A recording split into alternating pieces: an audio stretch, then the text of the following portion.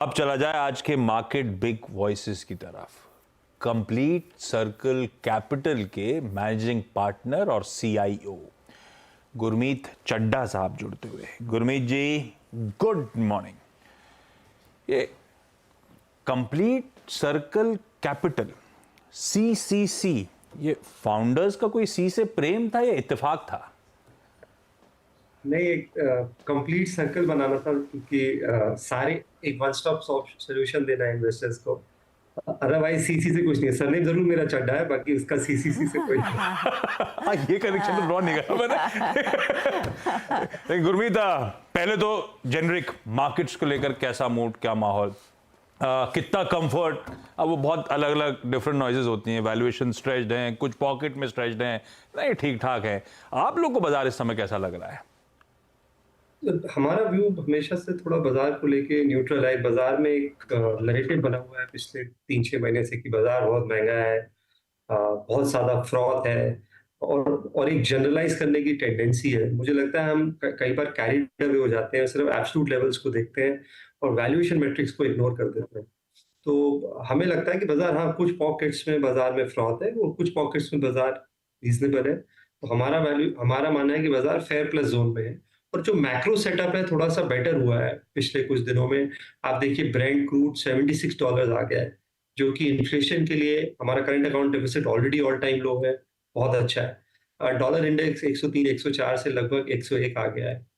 US का अगर आप इकोनॉमिक डेटा देखें, कल उन्होंने जो नॉन फार्म पेरोल रिवाइज किया है, वो सबसे बड़ा रिवीजन है 2009 के बाद, बहुत बड़ा डाउनवर्ड रिवीजन है। Producer price index, home sales, सारा सॉफ्टनेस बता रहा है। कल पावल जी की स्टेटमेंट स्पीच बहुत इंपॉर्टेंट होगी। मेरा ये मानना है कि 25 पैसे का रेट कट आने वाला है। वो अभी आएगा, सितंबर में आएगा, अगले 1 महीने 2 महीने में आएगा, आने वाला है और उसका एक इमर्जिंग मार्केट में पॉजिटिव इम्पैक्ट होगा। एक जो एफआईएस का इतना हमने नेट सेलिंग देखा है सेकेंडरी मार्केट में, मुझे लगता है उस पर थोड़ी लगाम लगेगी। तो जो मैक्रो सेटअप है, जो ग्रोथ जो है वो इंडिया की सस्टेन्ड है, इन्फ्लेशन कंट्रोल्ड है और जो ओवरसीज इश्यूज है वो धीरे-धीरे एड्रेस हो रहे हैं। मैक्रो सेटअप में कोई इश्यू नहीं है मेरे हिसाब से। हाँ, कुछ जगह बिज़नेसेस बहुत अच्छे हैं बट वैल्यूएशंस बहुत हाई हैं। तो जब आप अच्छे बिज़नेस को एक्सेसिव वैल्यूएशन में लेंगे तो रिटर्न शायद अच्छे नहीं बनेंगे। वहाँ पे फोकस करने की ज़्यादा ज़रूरत है रादर देन एक जनरल नैरेटिव बनाने की कि ये बाज़ार बहुत महँगा हो गया है, प्रॉफिट बुक कर लेते हैं, फिर से एंटर करेंगे। आई थिंक वो नैरेटिव फेल हुआ है और मुझे लगता है आगे भी फेल होगा। वो तो सच है। जब आप कह रहे हो आपका व्यू न्यूट्रल है बाजार पे, तो जब आप लोग वेल्थ प्लानिंग वगैरह करते हो, तो अभी भी इक्विटी को पीक ओवरवेट दे रखा है आप लोगों ने, या आप थोड़ा सा एग्रेसिव डाइवर्सिफिकेशन पे फोकस है? अदर देन इक्विटीज रुझान बढ़ रहा है, ऐसा हो रहा है क्या? रुझान नहीं बढ़ा है, थोड़ा सा जैसा आपने वर्ड यूज किया आशीष, बैलेंसिंग बढ़ी है। हमने थोड़ा गोल्ड का एक्सपोजर बढ़ाया है। हमारे मानना है कि इन जनरल क्योंकि इतने जियोपॉलिटिकल इश्यूज चल रहे हैं, आपने हम इससे पहले हमने इतने ज्यादा जियोपॉलिटिकल इश्यूज नहीं देखे। China Taiwan, Russia Ukraine, Iran Israel, और ऊपर से हमने देखा अभी बांग्लादेश में क्या हुआ, पीछे श्रीलंका में अपहीवल हुआ था। हमारे नेबर्स जो है पॉलिटिकली स्टेबल नहीं है। तो जब वर्ल्ड में इतनी अनस्टेबिलिटी होती है तो जो सेफर हेवन है उसका वो बढ़ता है। तो हमने जो लॉन्ग डेटेड बॉन्ड्स हैं, क्योंकि हमारा ये मानना था कि इंटरेस्ट रेट पीक हो गए, मैंने आपसे और हर्षदा से भी चर्चा की थी कि मार्च में 10 ईयर G-Sec 7.25 पे था, अभी 6.90 है। तो अगर आपने बॉन्ड भी खरीदा होता 10 ईयर का तो उसने भी डबल डिजिट रिटर्न बनाया है पिछले 6 महीने में। तो गोल्ड ने अच्छा किया। तो हम थोड़ा सा पोर्टफोलियो को कहते हैं रिस्क मैनेज कर रहे हैं थोड़ा सा, कि कहीं अगर कोई जियोपॉलिटिकल इवेंट आता है, या क्योंकि जो सबसे बड़ी रिस्क होती है वो टेबल पे नहीं होती। अभी जो सारी रिस्क है वो सब टेबल पे है और बड़ा करेक्शन वही रिस्क क्रिएट करता है जो टेबल पे नहीं होता है।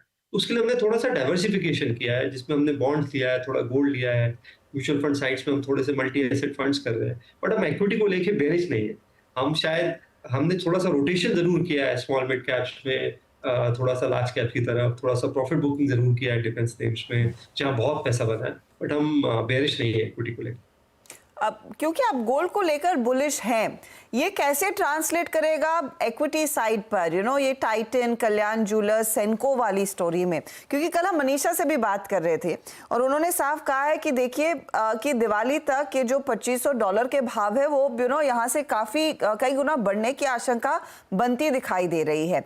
डिमांड बड़ी है, स्पेशली वो ड्यूटी कट के चलते। वो क्या इनकी अर्निंग्स में आगे प्ले होता हुआ दिखाई देगा, या गोल्ड लोन कंपनियां, उन पर आपकी क्या राय रहेगी? तो एक तो बिल्कुल सिंपल प्ले हमने किया, अब तो गवर्नमेंट शायद और एसजीबीज इशू नहीं करेगी। हमने एसजीबीज काफी क्लाइंट्स को रिकमेंड किए क्योंकि टैक्स एफिशिएंट थे, आपको इंटरेस्ट भी मिलता है other than the gold play. Simple gold ETFs लिए जहाँ टैक्टिकल कॉल था, और जैसा आपने बोला टाइटन वगैरह कुछ हमारे पोर्टफोलियो में, जब टाइटन 3000 के आसपास था, थोड़ा करेक्शन मिला तो हमने ऐड किया है। सेनको गोल्ड मेरे हिसाब से लैब डायमंड की स्टोरी ज्यादा है rather than the underlying in terms of the broader driver of the market. मैं नहीं बोल रहा हूँ कि बिल्कुल पे नहीं है सेनको में। तो पर गोल्ड बेस्ड एनबीएफसीज को लेके हमारा व्यू अभी थोड़ा पॉजिटिव नहीं है, क्योंकि आरबीआई थोड़ा सा कंसर्न रहा है लेंडिंग को लेके कुछ पॉकेट्स में। उसमें शॉर्ट टर्म पर्सनल लोन रहा है, गोल्ड बेस्ड लेंडिंग रही है, स्पेशली जो कैश डिस्बर्सल होते थे छोटे अमाउंट को लेके, गोल्ड के वैल्यूएशंस को लेके आरबीआई का थोड़ा कंसर्न रहा है। हाँ, और हमने देखा है कि जहां आरबीआई कंसर्न हुआ है किसी भी पॉकेट में, चाहे वो फिनटेक है, चाहे वो लेंडिंग है, चाहे वो डिजिटल बैंकिंग है, वहां पे सख्त एक्शन देखने को मिला है। तो उस स्पेस में हम थोड़ा सा भी वेट एंड वॉच मोड में है, बट मैं प्रिंसिपली आपसे एग्री करता हूँ कि वो स्पेस इंटरेस्टिंग हो सकती है। बट ब्रॉडली हमारा ये मानना है कि जो सेंट्रल बैंक है, मेन जो बाइंग गोल्ड का बड़ा है वो सेंट्रल बैंक की बाइंग से बड़ा है, स्पेशली आफ्टर जो रशिया यूक्रेन वॉर हुआ और यूएस ने एक तरीके से वेपनाइज किया डॉलर को। तो सेंट्रल बैंक्स का डाइवर्सिफिकेशन होगा गोल्ड की तरफ, क्योंकि कहीं ना कहीं एक डॉलर की डोमिनेंस को कहीं ना कहीं मुझे लगता है आगे जाके चैलेंज होगा। जिस हिसाब से डेट यूएस में एक्यूमुलेट हुआ है, $35 ट्रिलियन का डेट है। तो सिंपल तरीके से अभी उसको कमोडिटी प्ले करते हैं, और डेरिवेटिव तरीके से हम टाइटन जैसी अच्छी कंपनीज के थ्रू प्ले करना चाहेंगे। अच्छा गुरमीत, एक वो वापस झड़ी लग गई है लार्ज ट्रेड्स की। वो प्रमोटर्स, मार्की इन्वेस्टर्स, एचएनआईज फिर चेकआउट कर रहे हैं। वो लार्ज ट्रेड रोज सुबह रिपोर्ट होते हैं, अनरिपोर्टेड भी कई सारे हो जाते हैं। कैसे आप देख रहे हो? लॉजिकली तो है खतरे की घंटी, पर इससे पहले भी जब ट्रांचेस आए हैं तो बाजार ने इसको मतलब ज्यादा तवज्जो ही नहीं दिया। टेक्स्ट बुक कहती थी कि ये कंसर्निंग सिग्नल्स हैं, ऐसा कुछ हुआ नहीं।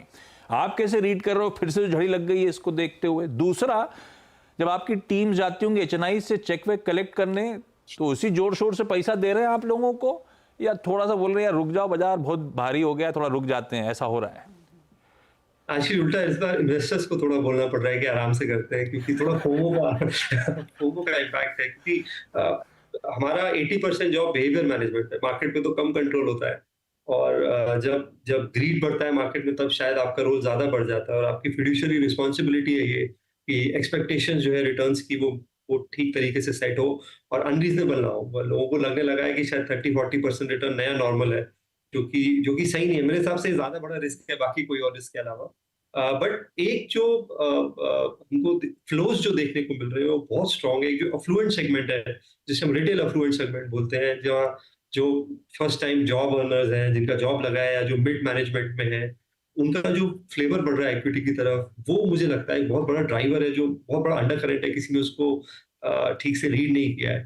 तो जो बड़े फैमिली ऑफिसेज हैं, ट्रेजरीज हैं, वहां तो अच्छे माइंड्स हैं, इंटेलिजेंट माइंड्स हैं, वो प्रॉपर एसेट एलोकेशन करते हैं। जो मिलेनियल्स हैं, जो फर्स्ट टाइम जॉब में आए हैं, या जो फर्स्ट टाइम इक्विटी मार्केट का एक्सपोजर ले रहे हैं, वहां पे थोड़ा सा मुझे लगता है फाइनेंशियल प्लानिंग और एजुकेशन की जरूरत है, क्योंकि वो एक रीढ़ की हड्डी रहे हैं पिछले 2-3 साल में। वो जो एसआईपी बुक में रिफ्लेक्ट कर रहा है, नंबर ऑफ डीमैट अकाउंट्स में रिफ्लेक्ट कर रहा है। तो हम फाइनेंशियलाइजेशन को लेके बहुत ही ज्यादा कंस्ट्रक्टिव हैं, और चाहे वो डिपॉजिटरी के वे में हमने प्ले किया हो, चाहे वो एएमसीज के वे में हमने प्ले किया हो, चाहे हमने वो आरटीए के वे में प्ले किया हो, जैसे कैंप्स वगैरह है, वहाँ हमारा नजरिया अभी भी काफी पॉजिटिव है। गुरमीत, मैं आपसे ये आज जो हम बड़ी डील रिपोर्ट कर रहे हैं, ये और इन दी ऑफिंग थी कि जोमेटो पेटीएम का इनसाइडर बिजनेस जो एंटरटेनमेंट टिकटिंग वाला बिजनेस है वो अक्वायर करेगा। वो 2050 करोड़ में सौदा हुआ है, पेटीएम को सीधा कैश मिल जाता है, वो पॉजिटिव है। क्या जोमेटो वैसा ही कमाल कर कर दिखाएगा इस बिजनेस के साथ जो इन्होंने ब्लिंकिट के साथ किया था, कंसिडरिंग इनको सीधा टक्कर लेनी है बुक माई शो से, और बुक माई शो बड़ा प्लेयर है, बहुत तगड़ा रेवेन्यू कमा रहा है, इनफैक्ट पेटीएम इनसाइडर से कई गुना ज्यादा है। देखिए, अगर आप उनका ट्रैक रिकॉर्ड देखें, ब्लिंकिट को लेके भी मार्केट बहुत कंसर्न था और शेयर प्राइस गिरा था आईपीओ के बाद, आपको ध्यान होगा, बट बहुत अमेजिंग टर्न अराउंड हुआ है। तो मैं इनफैक्ट आशीष की बात को बोलूंगा कि आपको जो स्टेक सेल है उनको 2 भाग में देखना पड़ेगा। एक जहां प्रमोटर एनकैश कर रहा है, दूसरा जहां पे वो कैपिटल रेज करके ग्रोथ कैपिटल के फॉर्म में कंपनी में फंड्स वापस इन्फ्यूज कर रहा है। तो अगर आप 2 में डिफरेंशिएट करेंगे तो आपको वहां सिलेक्टिव होना पड़ेगा, आपको केयरफुल रहना पड़ेगा जहां पे शायद प्रमोटर आपको सिग्नल दे रहा है। और दूसरी जगह कुछ कुछ एमएनसीज ने कैश किया। अगर आप देखिए एबीबी है, का ग्लोबल मार्केट कैप 100 बिलियन है, डोमेस्टिक सब्सिडी का यहाँ का वैल्यूएशन 25-30 बिलियन डॉलर हो गया है। तो एक स्टेज पे आप बोलेंगे कि थोड़ा सा मैं कुछ कुछ उसको वैल्यूएशन जो है कर सकता हूँ। बैट ने भी किया 400 रुपए में आईटीसी में, अगर आपने देखा हो। बट हाइंडसाइट में आप देखेंगे तो अभी वो शेयर थोड़ा है उससे भी ऊपर गया है। जोमेटो के केस में मुझे लगता है ये बहुत अच्छा एक्विजिशन है मेरे हिसाब से। जो उनका एक गेटिंग आउट सेगमेंट है, वहां पे वो डोमिनेंस करेंगे। और आप देखिए अगर पिछले क्वार्टर के नतीजे, जो क्विक कॉमर्स है वहां पे उनकी ग्रोथ बहुत अच्छी है, 130% था। और बहुत लोग ये मानते हैं कि ये स्पेस 30-40-50% से ग्रो कर सकती है। फूड डिलीवरी में उन्होंने और मार्केट शेयर गेन किया है। ब्रॉडर मार्केट डाउन था, लेकिन उनका क्योंकि एवरेज ऑर्डर वैल्यू बढ़ा, उन्होंने अब उनका मार्केट शेयर लगभग 58% है। स्विगी का मार्केट शेयर कम हुआ है और ये एक नया लेग ऐड कर सकता है जोमेटो में, कंट्रीब्यूशन मार्जिन इंप्रूव कर सकता है। इनिशियली शायद थोड़ा सा कैश बर्न होगा और थोड़ा सा बुक माई शो की मोनोपोली हो गई थी। आप जो चार्जेस अगर आप देखेंगे, अगर आपने अभी रिसेंटली ट्राई किया हो कभी स्टैंड अप कॉमेडी बुक करने का या मूवी टिकट बुक करने का, चार्जेस बहुत ज्यादा हो गए। तो आई थिंक इसके आने से थोड़ा स्पेस कॉम्पिटिटिव होगी। और आपने पीयूष गोयल का एक स्टेटमेंट दिखा होगा कल आया है, वो जो हाँ। डीप डिस्काउंट ई कॉमर्स पे है, उसको लेके भारत सरकार का रुख बहुत स्पष्ट है। वो इम्पैक्ट देख रहे हैं छोटे किराना स्टोर्स पे, B2C स्टोर्स पे। ब्लिंकिट जो है वो क्विक कॉमर्स है, वो डिस्काउंटिंग नहीं कर रहा है, कन्वीनियंस फीस ले रहा है। तो मुझे लगता है कि ये पोजीशनिंग और स्ट्रांग होने वाली है जोमेटो की। ऐसा अच्छा। मेरा रीडिंग है, बाकी देखते हैं जैसा प्ले आउट होता है। ठीक है, अगले हफ्ते वीकेंड पे गुरुकुल है और गुरमीत लेने वाले हैं हमारी पोर्टफोलियो कंस्ट्रक्शन पे मास्टर क्लास। गुरमीत, तैयारी कैसे चल रही है? बहुत सिखाना पड़ेगा आपको हम लोग को।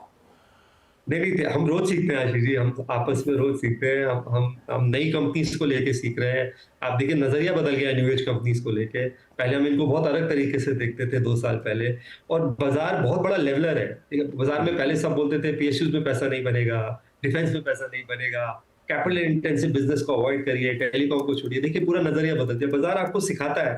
और मुझे लगता है कि एक्सपीरियंस कई बार बैगेज बन जाता है। तो अगर आप कंटिन्यूअसली अनलर्न और रीलर्न नहीं कर रहे हैं, तो ये मुझे लगता है आपको पुशबैक करता है एज एन इन्वेस्टर। जिस दिन आपको ये लगता है कि मैं अराइव कर गया हूँ, आई थिंक उस दिन आपका डाउनफॉल शुरू हो जाता है। तो अच्छा है, मैं भी दोबारा पढ़ रहा हूँ, क्योंकि लोगों को सिखाना है, तो उसमें मेरी भी लर्निंग हो रही है। अनलर्न वाली चिंता मत करिए, हमने लर्न ही नहीं करा था। वो आप लर्न करा दोगे तो वैसे ही काम हो जाएगा।